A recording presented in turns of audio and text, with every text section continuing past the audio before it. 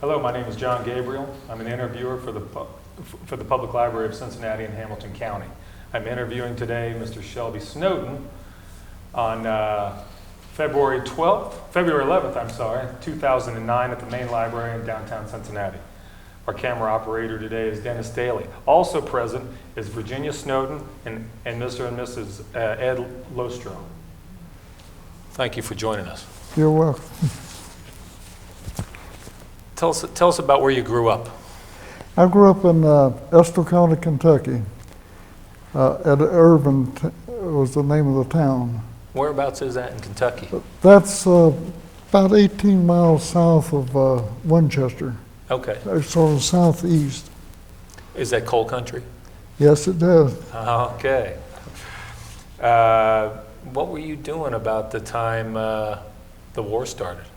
I was working at the Ordnance Depot at Richmond that was known as the Bluegrass Ordnance Depot. And when I was drafted. Oh, you were drafted? Right. What year was this approximately? It was 42. 42. Where were you? Just for no reason at all. I just wonder if you know where you were when you heard about Pearl Harbor. If you remember what you were doing. Well, when Pearl Harbor happened, I was in Madison County, Kentucky, working on a farm. When the radio news come over that it happened. I'll be darned. And then my father moved from Estill County to Madison County, and he went to work at the Ordnance Depot. And then he got me a job there. So I stayed home until I was drafted. I see. And after I was drafted, I come to Cincinnati, Fort Thomas, Kentucky. Cincinnati is my home of record. I see. And then from Fort Thomas, we went to Fort Lee, Virginia. I took my basic training, truck driver training, and 6 weeks of mechanical training. Then we shipped from there to Camp Shenango, Pennsylvania. It was just a staging area. Then from there to Norfolk, West Virginia. There we shipped out on my birthday for North Africa on a ship named Nehellas. It was manned by the English Navy. At this point, you've been trained as a truck driver in the military? Right. Okay. Then we went in around North Africa. What date was this approximately? It was probably about the middle of 43. Okay. And there, Colonel Darby, the Ranger commander, was standing on a 3/4-ton truck bumper. He was explaining what the Rangers were and where they got their initial start in Echnacar, Scotland. And he was asking for volunteers, only red-blooded Americans, no glasses, no false teeth, no flat feet, A1 health. Huh. And so there was about half a dozen of us or more that had went through training together. And we kept looking to each other. What do you think? What do you think? And a guy by the name of Leroy Robinson from Tennessee, he was about 2 or 3 years older than the rest of us. He said, let's go. So we went up and turned our name in. They pulled our records out of the stock. Then we went up the coast of Africa to a little town called Nemours, Africa. We got off the ship there and went about 5 miles on a hike up to our camp. They broke the personnel down in groups, and I ended up in A Company, 4th Ranger Battalion, with most of my buddies.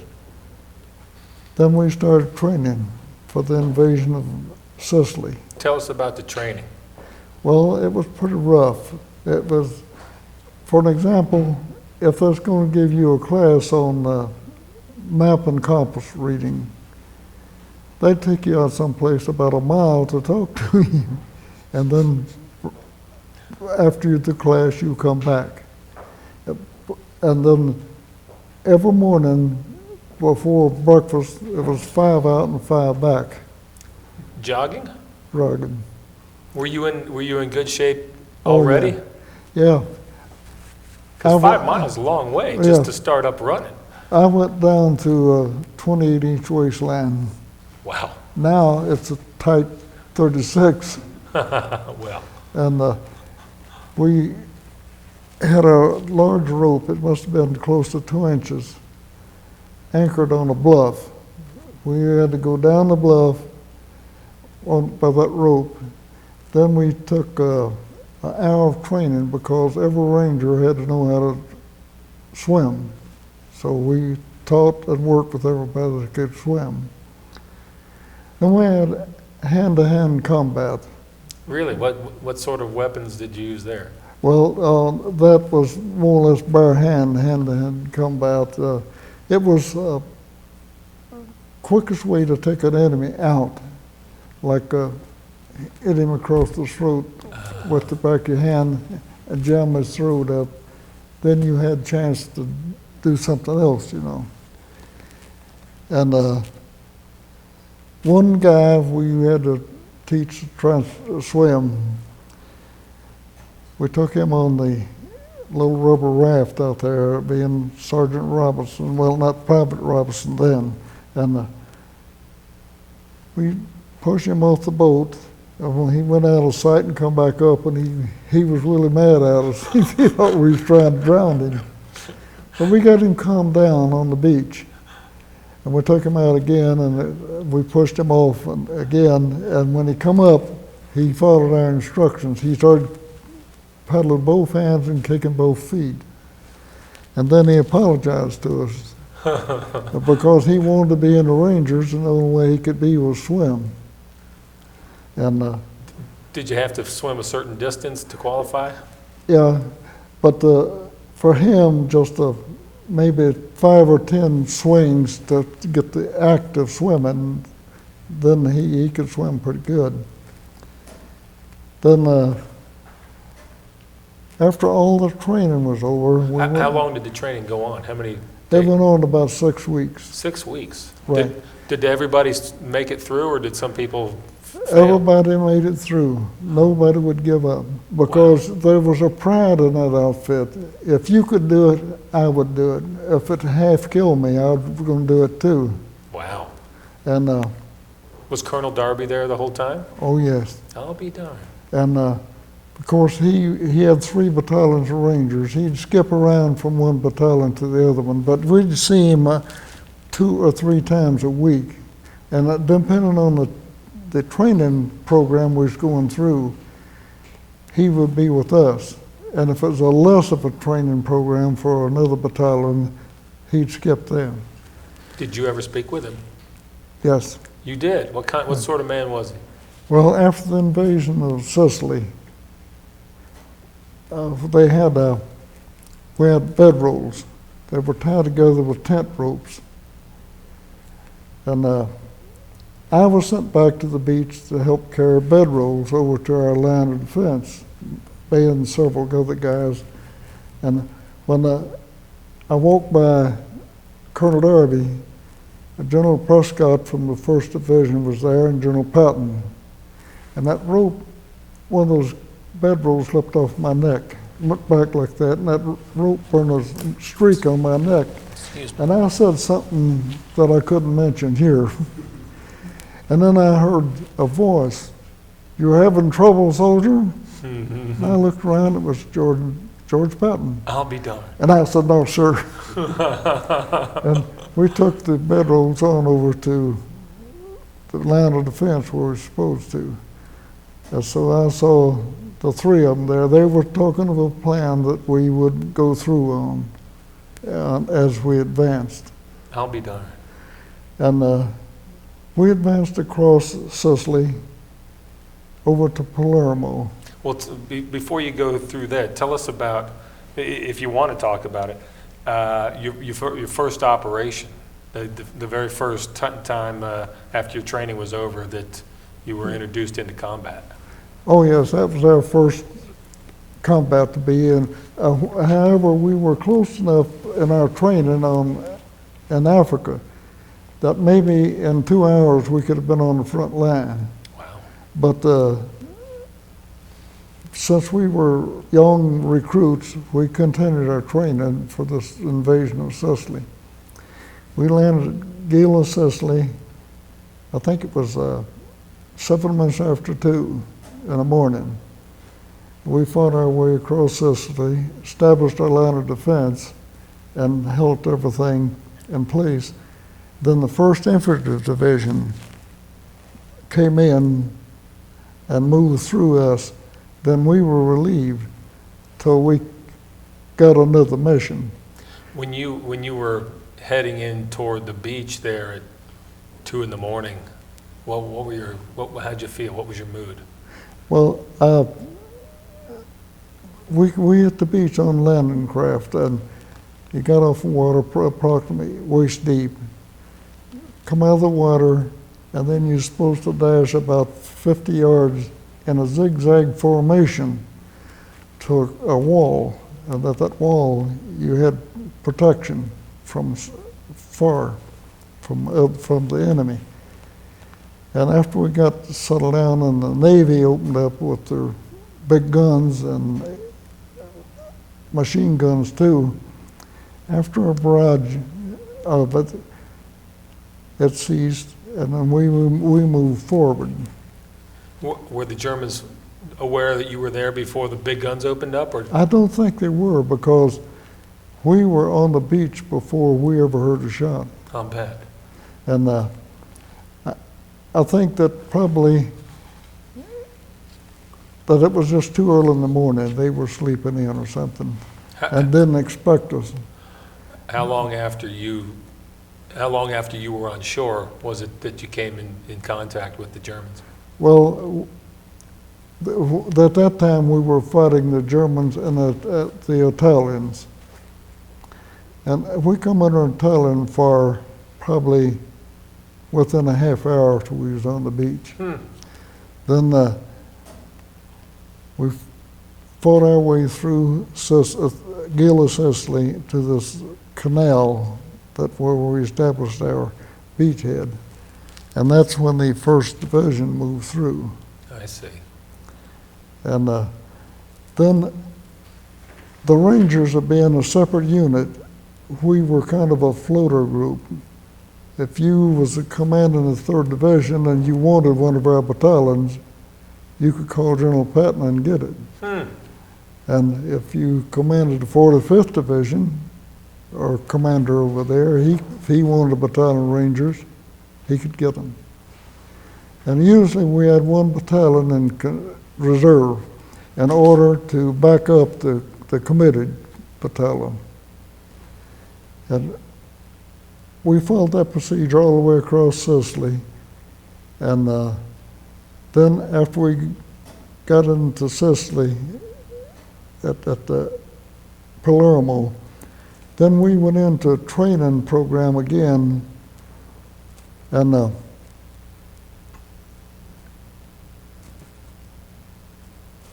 waiting for replacement personnel and new equipment. And after we was ready, we went off on the invasion of Italy itself. Now, Naples, Italy was north of us, and Salerno beachhead was south of us. But there was a huge pass there with an elevation probably of 2,000 feet. And our job was to block that pass to keep the enemy from coming through and get behind our troops. And we was up there for a few weeks, and we had quite a few pretty stiff firefights up there. But we held the pass. What kind of weapons were you carrying? I was carrying a M1 rifle at that time. Was most of the battalion carrying the same thing? Yeah, well, some carried the Thompson submachine gun, and then the Browning automatic rifle. It's a 20 clip rifle. And then we had the 60 millimeter mortar. And did you know how to fire all these weapons? I was qualified on all of them. That's the one thing that our training in Africa required you at least for like 3 rounds through anything to be sure you knew how to fire it. And Did you know how to fire the enemy's weapons too? no, we didn't know about that. And then after we kept the enemy from coming over and getting behind our troops, the beachhead at Salerno was built up, and they started to push through to Naples, Italy. And we took the coastal road up to Naples and mostly the beachhead part of it, of the city. And after that was over, we was put in a place called the Botanical Gardens. And we was there probably about 10 days. They had to get shots up to date, pay us, Yeah. and some new replacements and new equipment, something had been damaged or something. Then we went north to Naples to a mountain range called, I can't think of the name of that now. Anyway, we went to this mountain range and we was up there for 34 days. Wow. I know on Thanksgiving of 43, we were in combat on the Venafro mountain range is what it was. And you had to have 5 to 10 feet between people, because if an artillery shell come in and you're bundled up, and if 8 or 10 people in a group, if they hit it, it'd knock too many of them out. And after our 34 days on the Venafro mountain range, we come back to Naples, and just barely out of town north of Naples, we started training again.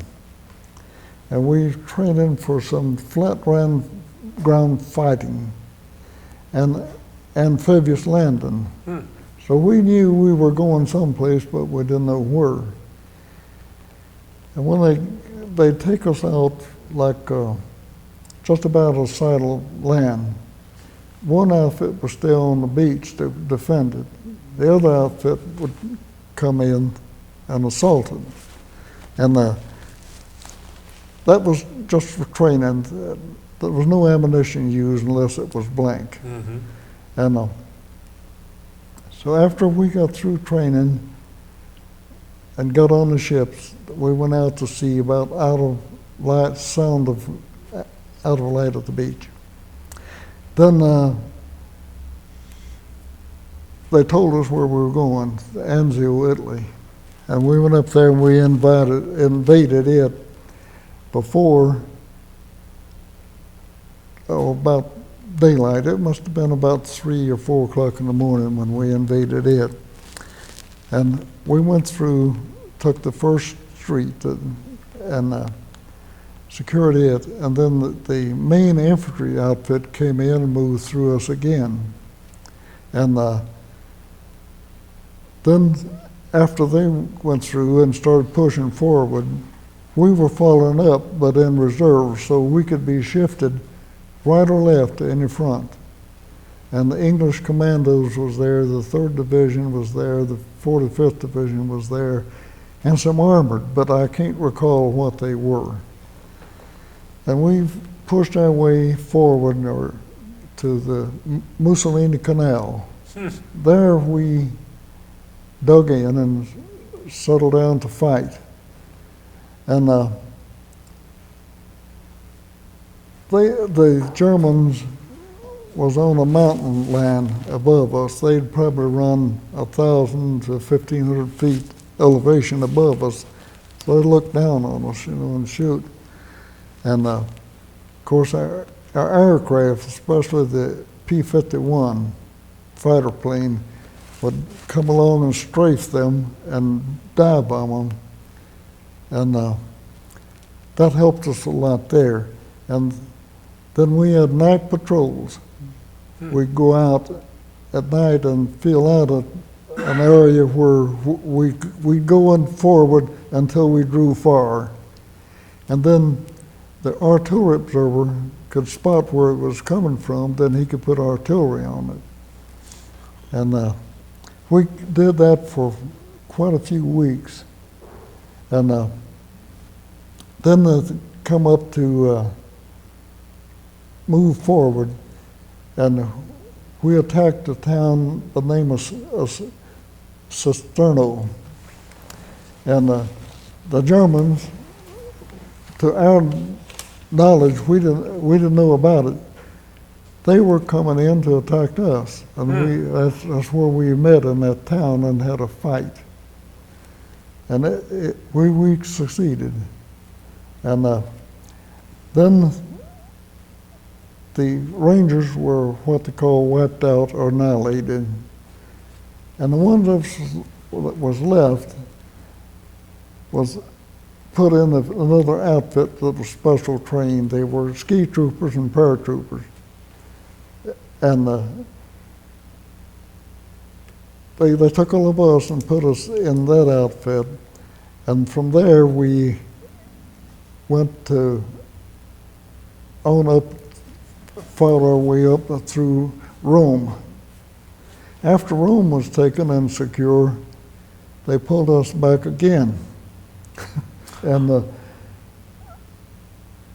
trained us for another invasion. Wow. And that was our last one.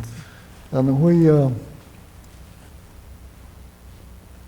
went to southern France and more or less southwest France at Marseille and invaded. Then we fought our way Was up this the coast. around August of 1944? Right.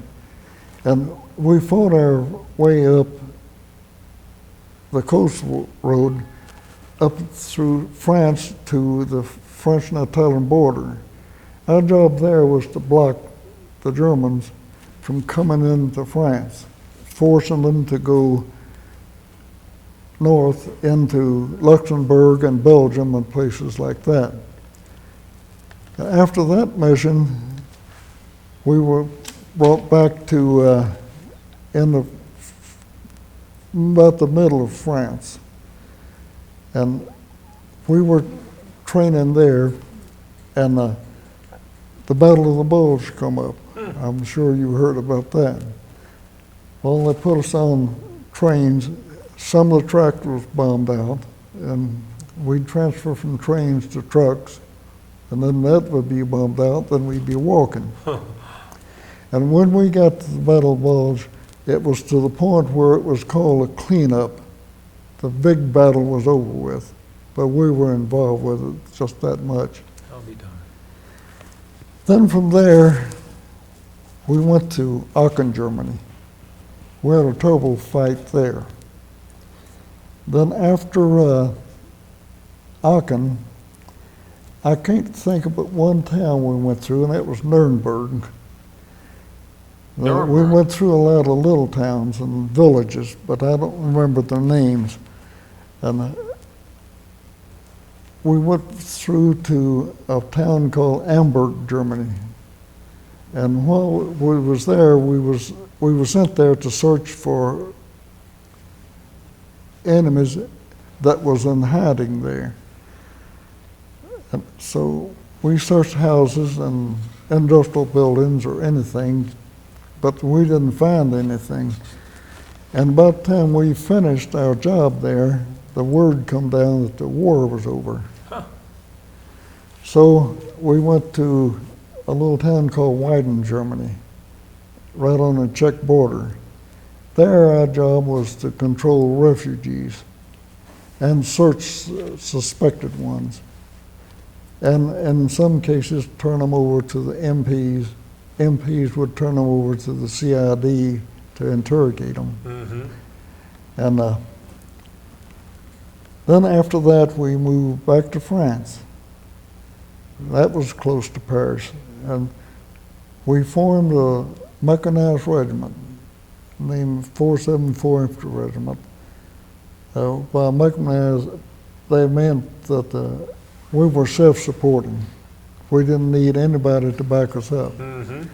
And we went to Norway, and there the Germans had surrendered, but they were afraid. They'd been in Norway about 4 or 5 years, and the Norwegians were sick of them, you know. Sure. And they wouldn't come out of their camps until they were protected. So we went over and escorted them to the dock and put them on ships and sent them back to Germany. And after that was over, you had 2 choices. You could come back to the States and be discharged, or you could volunteer to go back to Germany for the occupation of Germany. Well, I didn't figure that I had a job, and I didn't figure that all the millions of them that was being discharged looking for a job, I'd have it kind of tough. So I went back to Germany for occupation duty, and I stayed there till 46. Then I come from there to Fort Lewis, Washington. I stayed there a little over 4 years, about. And from there I went to Okinawa, and I got there just about 60 days before the Korean War started. I was in the 29th Infantry Regiment. Were you still, is that a Ranger unit? Pardon? Was that a Ranger unit? Were you still part of the Rangers at that point? No. Okay. And I was just regular infantry then. And then our regiment was short 1 battalion. They sent us to Korea as a regimental combat team. There we lasted about 3 days. So we were wiped out again. Oh my goodness. And so the 25th Infantry Division came in, but their 27th Regiment was missing 1 battalion. So one of us was left, and some other personnel. We formed the 3rd Battalion, the 27th Regiment, and we stayed with that. Well, I stayed with that until I rotated back to the States. And we were up north near the North Korea and Chinese border. And the brave UNs said, pull back to south of the 30th parallel. As a result, we've got a divided Korea that's giving us trouble right now. Absolutely right. Then from Korea, I came to North Richland, Washington. There was some kind of an atomic outfit operating there, a factory or something. They didn't let you know anything about it. And normally they leave you there for about a year, then they would reassign you because they didn't want you to get too familiar with anybody. And from there I went to Verdun, France as a post-motor pool sergeant. And I stayed there till late 55. Then I rotated back to the States. I came to Fort Carson, Colorado. And I stayed there for a while. Then the 9th Infantry Division, they had a system they call Rosette Division. And the way it worked, their equipment, the 9th Division had, would stay in Fort Carson. And the division we were leaving in Germany, their equipment would stay there. We just traded equipment, but the personnel's the only ones that moved. And I went over there, and I was there when Sputnik come up. And of course, we was on quite a bit alert. We didn't know what might happen. And I stayed there till my tour was up. and back to the States, but to Fort Riley, Kansas. But they said if you own property in Colorado, you could transfer back to Colorado. So I got back to Colorado on those bases. And then after that, see, there,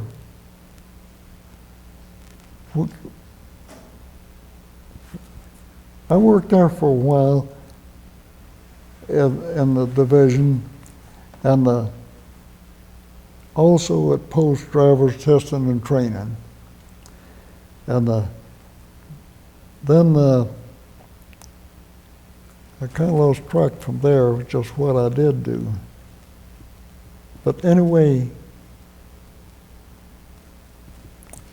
in March of '64, I was in the artillery in Babenhausen, Germany. And I was dissatisfied with it because they were kind of picky about those big guns. A little spot of rust that big on it could get you in trouble. But I was with the motor pool part of it.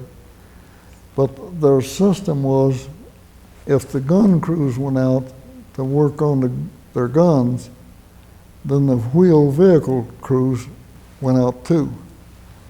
Because the tires and lubrication of everything we could do for them too. And so after about a year and a half there, I went over to personnel and asked the clerk to find out my status as far as retiring. So he went through the record and he said, you can retire. I'll be darned. So I said, okay. And I went back to the first sergeant and told him I was going to retire. And then in March of '64, I retired at Fort Hamilton, New York. I'll be darned. Then we came back across the states to Colorado because I had a job then waiting for me. And as soon as I got back to Colorado, I went up to see the boss. I was in the service station. He said, I've been trying to find you for a month. And he said, I'll see you tomorrow. I said, hold it. I said, we're living in a motel. We got to have time to settle down. So he said, okay, but I'll see you Monday. So Monday I went to work. And of course, after about a year and a half working for him, he wanted to sell the place. And the wife and I bought it. And then we stayed with Excellent Company USA for 22 years. Wow. Then when I turned past 65, we decided we'd retire. So we sold the business and retired. That's a story. All these places you saw action are in the European theater, some of the biggest battles Right. that the U.S. ever fought. Well, I was in a lot of towns over there and countries like Belgium, Holland, Luxembourg, and of course Norway, Sweden, Denmark, and but that was duty. I was on pass when I was there. Oh, sure. But anyway, I had that experience. Can we go back to a couple things that you mentioned? I made a couple notes here I wanted to ask you about. Can you describe the fighting that took place in Cisterna? That's In Cisterna, in Italy, in Cisterna, when the Oh, Rangers yes. had. Tell me how that action developed and what happened with the unit. Well, we were attacked in Cisterna. At the same time, the Germans was coming in, and the two forces met each other, and we won out over them, and got rid of the resistance. I see. I thought you mentioned that the Rangers had been wiped out. They were. They were. Even though they won Right. the action, they took heavy casualties? Right. We took heavy casualties, And what saved us was the English Commandos, the 3rd Infantry Division. They came in our support, and they helped finish what we had started. I see.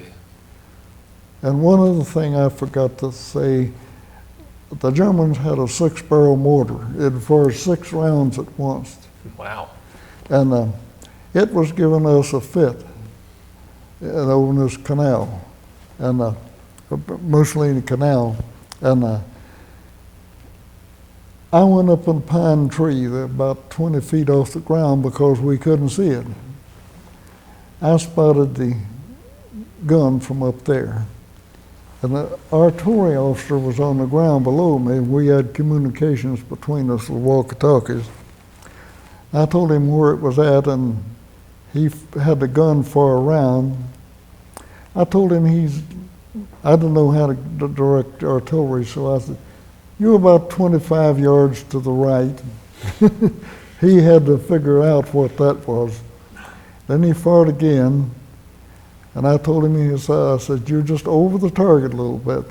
So he fired again, and he hit the target. I'll be done. And then I told him he's on target. And he asked me how many rounds I wanted. Well, I didn't know anything about artillery. I said 4. There's 4 batteries in the gun, and each one of them fired 4 rounds. So that was 16 rounds on one little target. So he reprimanded me pretty rough when I got down on the ground. And Lieutenant Kness, our company commander, happened up, and he wanted to know what was going on. This lieutenant told him what I had done. And he said, "I'm correct." And he said, "You're wrong. You tell me what he did wrong, and I'll correct him." Uh-huh. He said, "He's an infantry soldier, not an artilleryman, and he don't deserve to be reprimanded." Was that at Cisterna? Yeah, Was that your fiercest combat action there? right. No. Right. Was the fight in Cisterna, was that the hardest fight you had? No, I think our hardest fight was in the Infantry Mountains, because we were down in the valley, they was up on the high ground, and there was a bridge up there that our army, the big army, decided that it had to be saved to get our heavy equipment through. And our job was to rescue that bridge, and it was a tough fight. We took off one day, walking backwards like, then circle around to the left, and we come in behind them. They didn't know we were there until we were there. And we saved the bridge, and as soon as it was secure, the heavy infantry with the tanks and artillery and stuff started coming across. That's when we were relieved from Infantry Mountains. During that action, when you captured the bridge, what type of unit did the enemy have guarding the bridge? There was infantry. They had probably a squad of 8 or 10 men guarding that bridge. And of course there was backup troops behind them, and heavy guns too. I'll be darned. And we had to clear the bridge, and then we had to search it to make sure it wasn't set to be blown up by explosives of some type. Were you under fire all the time you were searching the bridge? No, we'd taken care of those guards on the bridge. We walked in on them. I don't think they realized we was there till we was arresting them and taking their arms from them. So this was hand-to-hand combat? Right. I'll be darned. But nobody that I know of had to use their hands. When they realized that we had a M1 rifle on them, they gave up. I see. Seems like you got the drop on these guys a lot. Right. And I'll ask him about that. Were there other occasions when you had to use hand-to-hand combat? No, actually, I never did have to use hand combat. Maybe a stubborn prisoner after he was captured, you might have to shake him a little bit. Especially the German SS troops, they were Really? real hard-nosed. You kind of had to rough them up a little bit or push them around a little bit to get them to talk. Where did you fight them? Well, mostly on Anzo Beachhead when that happened. I see. How about it when you were in France, in southern France? Did you have some tough combat there? No, the one place in France was Villeneuve-le-Bête. There was a huge tower there that had a winding stairway going up. It was an infantry outfit was needed to cross a river on open terrain and come over, but that machine gun had it covered. Huh. I went up in this tower and I looked down and I saw it about 150 yards down. Well, I took care of that. I knocked it out. When I went up there, I took a Browning automatic rifle with me that holds a 20-round clip. And I got rid of that machine gun, then that company come on across. I see. And that's where you were up here and the machine gunners were down here? Right. Huh. And I got the Silver Star for that. Did you really? Right. Tremendous. And wow. Do you have the Silver Star with you today? no, I don't. That's okay, because if you brought any materials, Dennis will take Right. photographs of them and things like that and put them all together on your disc Right. for you. And Now, Virginia mentioned a minute ago that you were wounded. yeah, Tell us about that. I was wounded at the Midtown, France. There's an artillery, there's a blast that's called a tree blast. I've heard of it, yes. And that's where I got wounded. The artillery shell hit in the tree, and I got hit in the hip with artillery. A piece of shrapnel? Right. I was in the hospital 8 days, and then I was shipped back to my unit. And had a good company commander. He said, "Well, you don't look just right to me, so you take a couple of days off." He wouldn't let me go out with the guys, so for 2 days. And then the third day, I got bored loafing around there, so when they went out, I went with them. Did you capture a lot of prisoners? Yeah, we captured some. And at the end of the Sicilian campaign is when we captured the most. Really? Yeah, because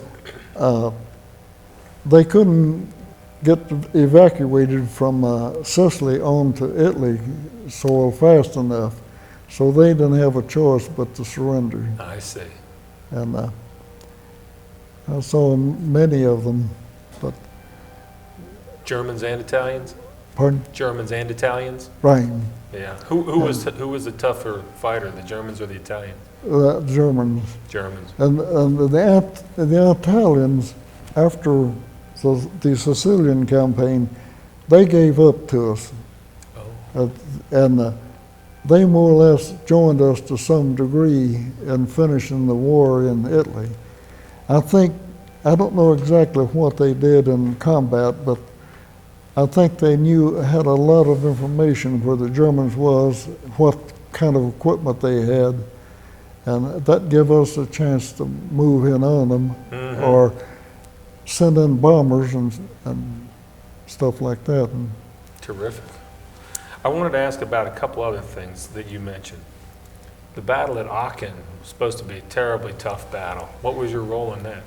well, we were when it started, we were in a support unit, and the main infantry, they did go in on the assault with heavy guns and tanks and stuff like that, and we circled outside on the flank of it, and that caused them the Germans to retreat or fight. And after we got through there, then they had a tank that had like a bulldozer blade on it. The streets was blocked. And they'd go through the streets and push out maybe a 10-foot wide trail through the town so wheeled vehicles could come through. And then as time went by, the combat engineers followed up and improved the roads through. I see. Did the Germans have a particular weapon you feared the most? Well, I think that one that we talked about most was a German 88. Because they said that projectile traveled at 3,200 feet a second. Wow. And the trouble with it, they normally never shoot at a man with it, but tanks and artillery and planes, and it could destroy a tank or plane or a piece of artillery. All they had to do is get zeroed in on it. And but the P-51 fighter bombers was death to them because they could go up, and when they come down that slope, and as they released the bomb, they'd go shoot back up, and it would do what they call gliding into the target. And still, they were mostly up where they were safe, you know. You saw the P-51s in action then? Yeah, I saw them. Oh, that's terrific. And they'll always be my favorite plane. And we love them because anytime we called in for close support, we got it. I'll be darned. And of course, the old P-40 Warhawk was a good plane too, but we like the P-51 the best. Do you keep in touch with any of your mates in the Ranger Battalion? Yes, we have reunions, and we go to the reunions. Terrific. And but the big problem is so many people are dying off. See, my old company commander, Lieutenant Kness, he just passed away about a year ago, didn't he? And he was one nice guy. Oh, that's too bad. And then in St. Louis, a guy by the name of Sam Finn just passed away about a year ago. Every once in a while, you get a newsletter that so-and-so has passed on, you know. That's a shame. Now, we've only got probably 5 minutes left or so, or 5 or 10 minutes left. I wanted to touch on one other thing. Your action in Korea. Tell us about Well, there, I started as a motor sergeant, and I ended as a motor sergeant. So I wasn't on the line with the rifle so much, but I was often in a combat position.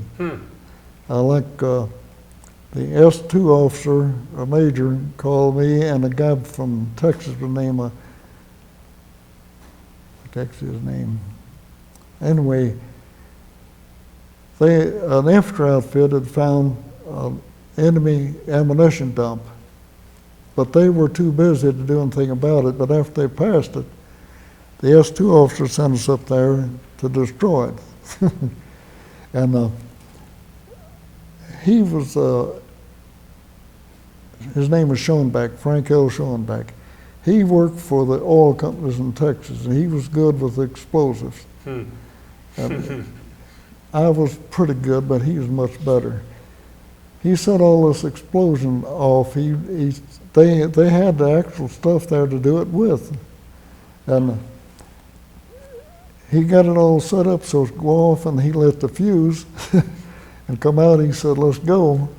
We started walking down the hill, and the top of that mountain blew up. And we had to run to keep debris from falling on us. And then when at Haedan, Korea, where we were wiped out, Captain Barr was our battalion S4 officer, and we didn't know how to drive our 7 vehicles, so we had to destroy them. Oh boy. And he told me to go on, he'd take care of it. I said, it's my motor pool, I'll help you. So we started shooting holes in gas tanks and setting them on fire and putting incendiary grenades in them. And so we went walking down a trail and these vehicles was burning and explosives and everything, and he looked at me. He said, you know, you're a stubborn bastard. And I didn't say nothing. We went on a little ways, and I said, I met one time once before. And then we became real close friends. And he got to be regimental S4 then. And then any time that I was around regimental headquarters, I'd see him. And we'd shake hands and talk, and he wanted to know how I was getting along and everything. Sure. You know. When you retired from the military, what was your rank? A sergeant first class, E6. E6, sergeant first class. I probably could have gone much farther, but they're talking about the Depression days. Well, when it started, I was 7 years old. Oh boy. So I grew up through it. And I just didn't get enough education. Sounds like you made a good career out of it anyway. Right. And my dad was, at that time, was a railroad man. He worked for L&N Railroad on railroad camp cars. And he'd be gone for a week. And often, once or twice a year, we would move because of his job. Oh boy. And then you get out of school, but they didn't have room for you in the new school, so you could miss 3 months of schooling. Oh boy. So I really didn't get too much education on it.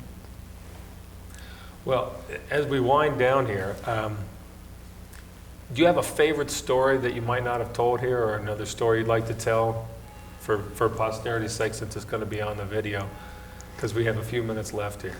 Well, or a favorite guy you had in the military, something like that. there's a couple I could tell, but I don't want to tell. Well, you may as well. You know what? I think you should tell. Well, when we were in Norway, we had a good platoon officer. He was really a good guy.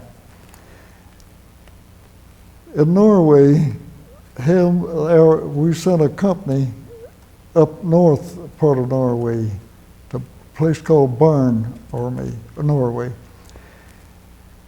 They were having some beach parties, so he got involved with some gal, and her husband came along and found out, and he was beating him with a frying pan, chased him out of the room. And he said, the trouble it was, none of you bastards come to help me. I thought that was funny. That is funny. And one other time in Grasse, France, is where they make Chanel No. 5. Somehow somebody got a bottle of perfume with Chanel No. 5 and sprinkled it all over that officer's, Lieutenant Crawford's sleeping bag. When he come back from a meeting and got ready to go to bed, he come out cussing and raising sand. Who in the hell done that? He said, my sleeping bag smells like a cat house. But he got over it. He laughed about it, but he said, I can't go to a meeting. They think there's a gal there. Well, Mr. Stone, this has been a terrific interview, and I really appreciate you taking the time, and I want to thank you for all you've done for our country as well. Thanks so much. I know that there's some things I skipped over that I can't remember, and day after tomorrow, I might remember it. But since that stroke I had, my memory goes blank every once in a while. Well, that happens, but we got a good hour of tape right here. It's terrific. I mean, so many guys don't even have the opportunity to do that. I'm glad you took the time to do it. Well, I appreciate it. I hope it helps somebody. Oh, sure. And I hope it opens up the eyes of the now generation. They think they've got it made because they've never fought to keep this country free. If it hadn't been for our forces, not me only, for our forces, we may be speaking German or Japanese right now. I couldn't agree more. But they don't stop to think that. They get their cell phone and take off. You got that right. Thanks very much. You're welcome.